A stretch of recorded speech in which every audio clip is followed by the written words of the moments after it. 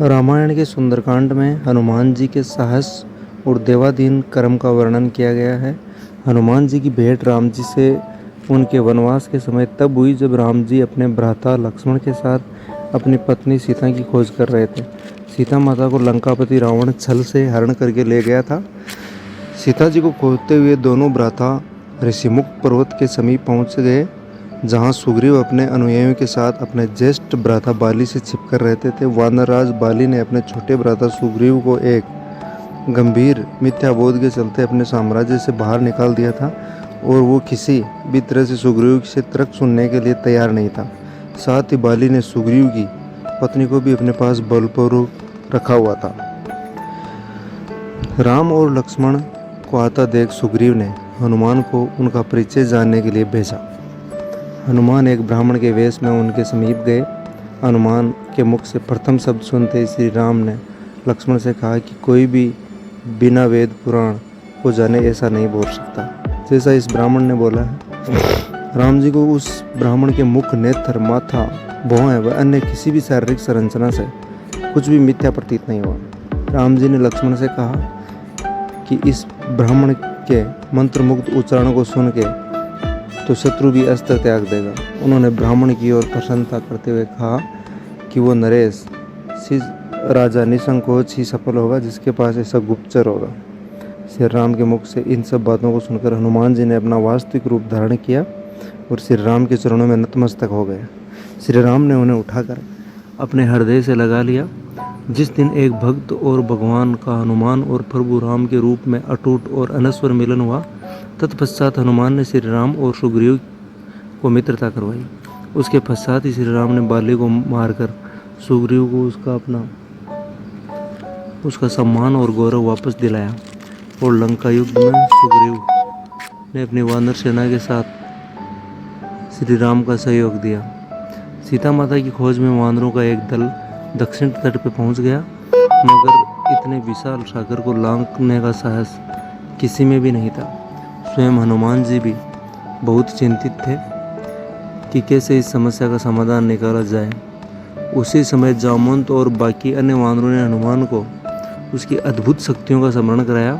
अपनी शक्तियों का स्मरण होते ही हनुमान ने अपना रूप विस्तार किया और पवन वेग से सागर उड़ के पार करने लगे। रास्ते में उन्हें एक पर्वत मिला। उसने हनुमान से कहा कि उनके पिता का उनके ऊपर ऋण है। साथ ही उस पर्वत ने हनुमान से थोड़ा विश्राम करने का भी आग्रह किया, मगर हनुमान ने किंचित मात्र भी समय व्यर्थ न करते हुए पर्वतराज को धन्यवाद किया और आगे बढ़ चले। आगे चलकर उन्हें एक राक्षसी मिली जिसने कि उन्हें अपने मुख में घुसने की चुनौती दी। परिणाम स्वरूप हनुमान ने उस राक्षसी की चुनौती को स्वीकार किया और बड़ी ही चतुराई से अति लघु रूप धारण करके राक्षसी के मुख में प्रवेश करके बाहर आ गए। अंत में उस राक्षसी ने संकोचपूर्वक स्वीकार किया कि वो उनकी बुद्धिमत्ता की परीक्षा ले रही थी। आखिरकार हनुमान सागर पार करके लंका पहुंचे और लंका की शोभा और सुंदरता को देखकर आश्चर्यचकित रह गए और उनसे मन में इस बात का दुख भी हुआ कि यदि रावण नहीं माना तो इतनी सुंदर लंका का सर्वनाश हो जाएगा। तत्पश्चात हनुमान ने अशोक वाटिका में सीता जी को देखा और अपना परिचय बताया।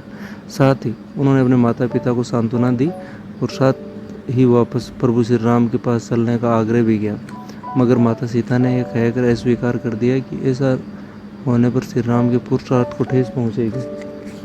हनुमान ने माता सीता को प्रभु श्री राम के संदेश का ऐसा वर्णन किया जैसे कोई महान ज्ञानी लोगों का ईश्वर की महानता के बारे में बताता है।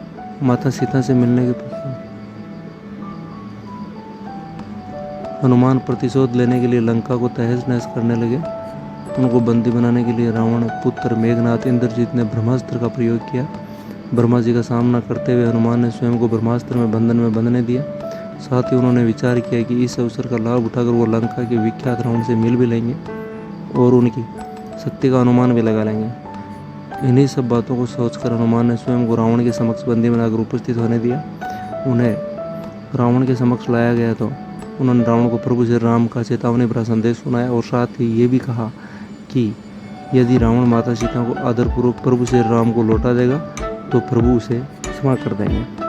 क्रोध में आकर रावण ने हनुमान को मृत्युदंड देने का आदेश दिया, मगर रावण के छोटे भाई विभीषण ने यह कहकर बीच बचाव किया कि एक दूत को मारना आचार संहिता के विपरीत है।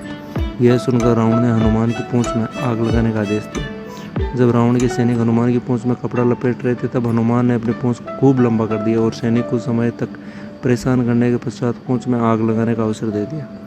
पूंछ में आग लगते ही हनुमान ने बंधन मुक्त होकर लंका को जलाना शुरू कर दिया और अंत में पूंछ में लगी आग को समुद्र में बुझाकर वापस प्रभु श्री राम के पास आ गए। लंका युद्ध में जब लक्ष्मण मूर्छित हो गए थे तब हनुमान जी को ही द्रोणागिरी पर्वत पर से संजीवनी बूटी लाने के भेजा गया था, मगर वो बूटी को भली भांति पहचान नहीं पाए और पुनः अपने पराक्रम का परिचय देते हुए पूरा द्रोणगिरी पर्वत ही रणभूमि में उठा लाए और परिणाम स्वरूप लक्ष्मण के प्राण की रक्षा की। भावुक होकर श्री राम ने हनुमान को हृदय से लगा लिया और बोले कि हनुमान, यह मुझे भ्राता भरत की भांति ही प्रिय हो। हनुमान का पंचमुखी अवतार भी रामायण में युद्ध की ये घटना है। अहिरावण जो कि काले जादू का ज्ञाता था, उसने राम और लक्ष्मण का सोते समय हरण कर लिया और उन्हें विमोहित करके पाताल लोक में ले गया। उसकी खोज में हनुमान भी पाताल लोक पहुँच गए। पाताल लोक के मुख्य द्वार पर युवा प्राणी मकरध्वज पहरा देता था, जिसका आधा शरीर मछली का और आधा शरीर वानर का था। मकरध्वज के जन्म की कथा भी बहुत रोचक है। यद्यपि हनुमान ब्रह्मचारी थे मगर मकरध्वज उनका ही पुत्र था। लंका दहन के पश्चात जब हनुमान पूंछ में लगी आग को बुझाने समुद्र में गए तो उनके पसीने की बूंद समुद्र में गिर गई। इस बूंद को एक मछली ने पी लिया और वो गर्भवती हो गई। इस बात का पता तब चला जब उस मछली को अहिरावण की रसोई में लाया गया। मछली के पेट से जीवित बच्चे उस विचित्र प्राणी को निकाला गया और अहिरावण ने उसे पालकर बड़ा किया और पातालपुरी के द्वार का रक्षक बना दिया। हनुमान इन सभी बातों से अनभिज्ञ थे। यद्यपि मकरध्वज को पता था कि हनुमान उसके पिता हैं, मगर वो उन्हें पहचान नहीं पाया क्योंकि उसने पहले कभी देखा नहीं था। जब हनुमान ने अपना परिचय दिया तो वो जान गया कि मेरे पिता हैं, मगर फिर भी उसने हनुमान के साथ युद्ध करने का निश्चय किया क्योंकि पातालपुरी के द्वार की रक्षा करना उसका प्रथम कर्तव्य था। हनुमान ने बड़ी आसानी से उसे अपने अधीन कर लिया और पातालपुरी के मुख्य द्वार पर बांध दिया। पातालपुरी में प्रवेश करने के पश्चात हनुमान ने पता लगाया कि अहिरावण का वध करने के लिए उसके 5 दीपकों को एक साथ बुझाना पड़ेगा। अतः उन्होंने पंचमुखी अवतार श्री वीराह, नरसिम्हा, श्री गरुड़, श्री हयग्रीव और स्वयं धारण किया और एक साथ में 5 दीपों को बुझाकर अहिरावण का अंत किया। अहिरावण का वध होने के पश्चात हनुमान ने प्रभु श्री राम के आदेशानुसार मकरध्वज को पातालपुरी का नरेश बना दिया।